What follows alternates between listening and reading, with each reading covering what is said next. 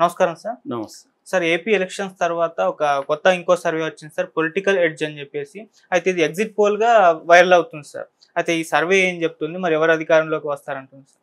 యాక్చువల్‌గా రోజుకు ఒక ఎగ్జిట్ పోల్ పేరుతో బయటకొచ్చేస్తున్నాయి. మామూలుగా ఎగ్జిట్ పోల్స్ అనేవి రాకూడదు. జూన్ 1వ తేదీ ఈవినింగ్ 6 తర్వాత రావాలి. బట్ ఇప్పుడే ఎగ్జిట్ పోలు వచ్చేస్తున్నాయి ఏదో ఒక పేరుతో. ఓకే. అలాగా ఇది అఫీషియల్‌గా వీళ్ళెవరు అనౌన్స్ చేయట్లే. పొలిటికల్ ఎడ్జ్ వాళ్ళు కూడా అఫీషియల్‌గా ఎక్కడా అనౌన్స్ చేయలేదు. కానీ వాళ్ళు లీక్ చేస్తున్నారు. అలాగా ఇప్పుడు ఇది లీక్ బహుశా ఇది వైసీపీకి అనుకూలంగా ఉంది పొలిటికల్ ఎడ్జ్ అనేది. అందుకని వైసీపీ వాళ్ళు దీన్ని విపరీతంగా షేర్ చేస్తున్నారు. ఇందులో వీళ్ళు చెప్తున్నది ఏమంటే వైసీపీకి 102 సీట్లు వస్తాయని, కూటమికి 73 వస్తాయని అనేది వీళ్ళు ప్రధానంగా చెప్తున్నారు. అంటే వైసీపీ గవర్నమెంట్ ఫామ్ చేస్తుంది, బట్ టైట్గా ఉంటుంది. 102 వస్తాయి వాళ్ళకి. మామూలుగా 88 మ్యాజిక్ ఫిగర్, 102 కాబట్టి కంఫర్టబుల్గానే ఉంటుంది. సో అయితే వీళ్ళు బ్రేక్ డౌన్ కూడా చేశారు. గ్రేటర్ రాయలసీమలో 54 వైసీపీకి, అంటే 74 ఉన్నాయి మొత్తం. అంటే నెల్లూరు, మిగతా ఉమ్మడి 4 రాయలసీమ జిల్లాలు, చిత్తూరు, కడప, కర్నూలు, అనంతపురం. సో ఈ గ్రేటర్ రాయలసీమలో ఉండే 74లో 54 వైసీపీకి వస్తాయి, 20 కూటమికి వస్తుంది. సో వీళ్ళకి ఎక్కువగా ఈ గ్రేటర్ రాయలసీమలోనే వైసీపీ బలం కనిపిస్తుంది. ఇక కోస్తాంధ్ర అంటే గుంటూరు, కృష్ణ, ఇక్కడ మొత్తం 33 ఉంటే 16 వైసీపీకి, 17 కూటమికి. అంటే ఇక్కడ డామినేషన్ కూటమిదే. ఇక గోదావరి జిల్లాలు, ఉమ్మడి ఉభయ గోదావరి జిల్లాల్లో 34 ఉన్నాయి. అందులో 12 మాత్రమే వైసీపీకి వస్తుంది, 22 కూటమికి వస్తుంది. ఇక్కడ కూడా ఉమ్మడి గోదావరి జిల్లాల్లో కూడా కూటమిదే డామినెన్స్. ఇక ఉత్తరాంధ్రలో 34 ఉంటే అందులో 20 వైసీపీకి వస్తుంది, 14 కూటమికి వస్తుంది. సో మనం ఓవరాల్గా తీసుకున్నప్పుడు ఇటు గ్రేటర్ రాయలసీమ, ఇటు ఉత్తరాంధ్రలోనే వైసీపీ బాగా పెర్ఫామ్ చేసింది. ఇటు కోస్తా అండ్ ఉభయ గోదావరి జిల్లాల్లో కూటమి పెర్ఫామ్ చేసింది. దీన్ని బట్టి ఏంటంటే కాపు ఓట్లు కూటమికి ట్రాన్స్ఫర్, అంటే తెలుగుదేశానికి, బీజేపీకి కూడా ట్రాన్స్ఫర్ అయినట్టుగా మనకు అర్థమవుతుంది కాపు పాపులేషన్ ఓట్లు. అట్లాగే ట్రెడిషనల్గా తెలుగుదేశానికి కోస్తాలో బలం ఉంటుంది, దాన్ని ఆటోమేటిక్గా అది ఇక్కడ రిఫ్లెక్ట్ అయింది.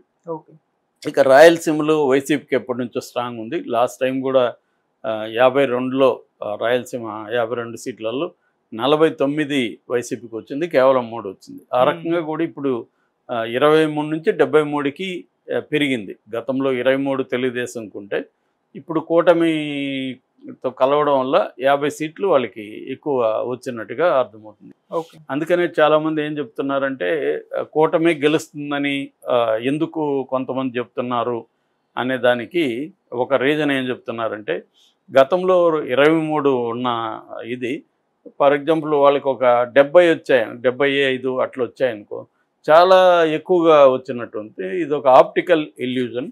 సో ఈ ఇల్యూజన్ వల్ల కూటమి వస్తుంది అనుకుంటున్నారు, కానీ కూటమి రాదు, వైసీపీనే వస్తుంది. ఎందుకంటే వైసీపీ 150 నుంచి 100కు పడిపోతే వైసీపీ చాలా పడిపోయినట్టు అనిపిస్తుంది, కూటమి చాలా లేచినట్టు అనిపిస్తుందని అదే ఇక్కడ రిఫ్లెక్ట్ అయింది. ఇక్కడేమో వైసీపీ 151 నుంచి 102కు పడిపోయింది. కూటమి అంటే తెలుగుదేశం గతంలో 23 ఉంటే 73, అంటే ఇక్కడ 50 పెరిగాయి, అక్కడ 50 తగ్గాయి. 50 తగ్గినప్పుడేమో వైసీపీ చాలా దారుణంగా పడిపోయింది అన్న ఫీలింగ్ జనాలకు వస్తుంది. 50 పెరుగుతున్నప్పుడేమో కూటమి బ్రహ్మాండంగా పెరిగింది అన్న ఫీలింగ్ వస్తుంది. కానీ యాక్చువల్గా తీసుకున్నప్పుడు గవర్నమెంట్ ఫామ్ చేసేది వైసీపీ అని కొంతమంది వాదిస్తున్నారు. వీళ్ళ ఈ పొలిటికల్ ఎడ్జ్ అనే ఒక సంస్థ కూడా ఇదే విషయంలో ఇలాగే ప్రొజెక్ట్ చేసింది. అయితే ఇక్కడ తెలుగుదేశానికి కూడా అనుకూలంగా కొంతమంది మాట్లాడుతున్నారు. ఒకటి యోగేంద్ర యాదవ్, నిన్న మనం చెప్పుకున్నాం, యోగేంద్ర యాదవ్ ఆంధ్రాలో తెలుగుదేశం వస్తుందన్నారు, కూటమే వస్తుందని చెప్పారు. ఎందుకంటే ఓవరాల్గా యోగేంద్ర యాదవ్ ఏం చెప్తున్నా అంటే బీజేపీకి సొంతంగా 140 కూడా రావు, కూటమికి అంటే ఎన్డీఏ కూటమికి కూడా ఫామ్ చేసే మ్యాజిక్ ఫిగర్ 272 రాదు. ఎందుకంటే కూటమి ఎన్డీఏ కూటమిలో ఉన్న పార్టీలు ఇండివిజువల్గా కూడా ఎక్కడ కూడా స్ట్రాంగ్గా లేవు. ఒక్క ఆంధ్రప్రదేశ్లో మాత్రమే ఎన్డీఏకి 15 సీట్లు వచ్చే అవకాశం ఉంది సౌత్లో. ఇంకా కర్ణాటక కానీ తెలంగాణ కానీ తమిళనాడు కేరళలో రావు అనేది యోగేంద్ర యాదవ్ చెప్పాడు. నిన్న అమిత్ షా మాట్లాడుతూ కూటమికి 17 సీట్లు వస్తాయి ఆంధ్రప్రదేశ్లో అనేది ఆయన చెప్పాడు. సో అది కొంత వాళ్ళకి ఊపిచ్చింది. 8 మాత్రమే వైసీపీకి వస్తుందని ఆయన చెప్పాడు. కాకపోతే దానికి కౌంటర్గా వైసీపీ వాళ్ళు ఏం చెప్తున్నారు, ఇంకా కూటమిలో ఉన్న నాయకులు అలా చెప్పకుండా ఎలా చెప్తారు, మాకు తగ్గుతాయని చెప్పరు కదా, వాళ్ళు అలాగే చెప్తున్నారు. దేశవ్యాప్తంగా కూడా వాళ్ళు 400 వస్తాయి, 370 మాకే వస్తాయని చెప్పుకుంటున్నారు. అదంతా నిజమైతే ఇది కూడా నిజమే. అది నిజమని ఎవరో నమ్ముతున్నారా? నమ్మట్లేదు కదా. అలాగే వాళ్ళు ప్రొజెక్ట్ చేస్తారు, కౌంటింగ్ రోజు వరకు వాళ్ళు ప్రొజెక్ట్ చేస్తూనే ఉంటారు అనేది చెప్తున్నారు. ఒక పక్క ప్రశాంత్ కిషోర్ కూడా వైసీపీకి 50 కంటే ఎక్కువ రావని చెప్తున్నాడు. ఆయన ఇంకా తగ్గించి చెప్తున్నాడు. సో మరి చూడాలి. ఇప్పుడు పొలిటికల్ ఎడ్జ్ అయితే వైసీపీకి కొంత ఊపిచ్చిందని చెప్పచ్చు.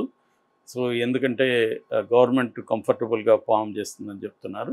102. రెండోది ఇది లాజికల్గా కూడా ఉందని చెప్తున్నారు. ఎందుకంటే మరీ వీళ్ళు 120 130 వస్తుందని చెప్పట్లేదు.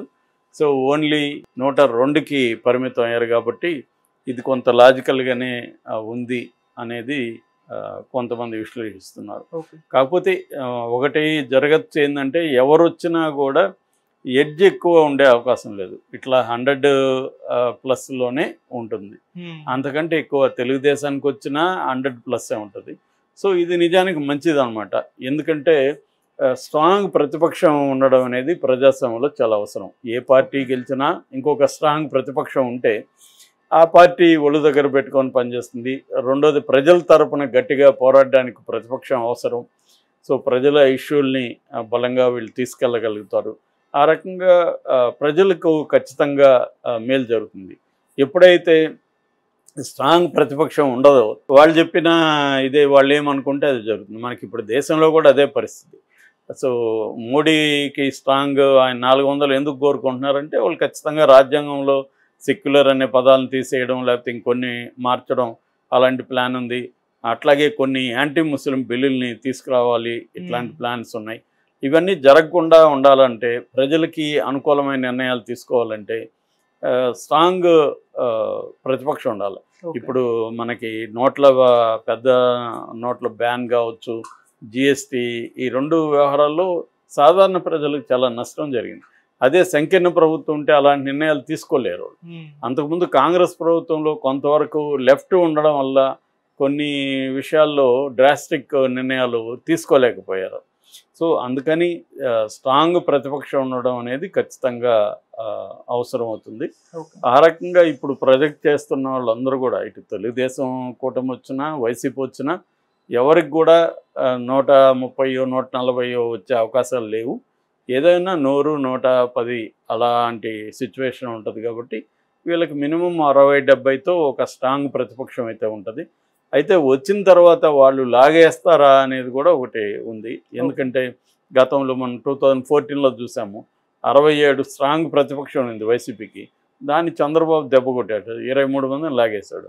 సో రేపొద్దున ఫర్ ఎగ్జాంపుల్ ఇప్పుడు కూటమి అధికారంలోకి వచ్చిన మళ్ళీ చంద్రబాబు ఇదే పని చేయడానికి గ్యారంటీ ఏం లేదుగా. వైసీపీ ఎమ్మెల్యేలని లాగేస్తాడు. ఒకవేళ జగన్ కూడా ఈసారి అదే పని చేయొచ్చు. ఎందుకంటే జగన్ కూడా గతంలో ఉన్న పాలసీ ఏంటంటే ఎవరైనా నా పార్టీలో చేయాలని రిజైన్ చేయిస్తే కానీ రండి అన్నాడు. అది మార్చుకోవచ్చు జగన్ కూడా అనుభవాల రీత్యా. ఇప్పటి నుంచే వీక్ చేసుకుంటా వద్దామని జగన్ కూడా దెబ్బ కొట్టచ్చు. సో ఆ రకంగా చేస్తే మాత్రం అది ప్రజలకి నష్టం అవుతుంది. స్ట్రాంగ్ ప్రతిపక్షం అనేది వెరీ ఇంపార్టెంట్.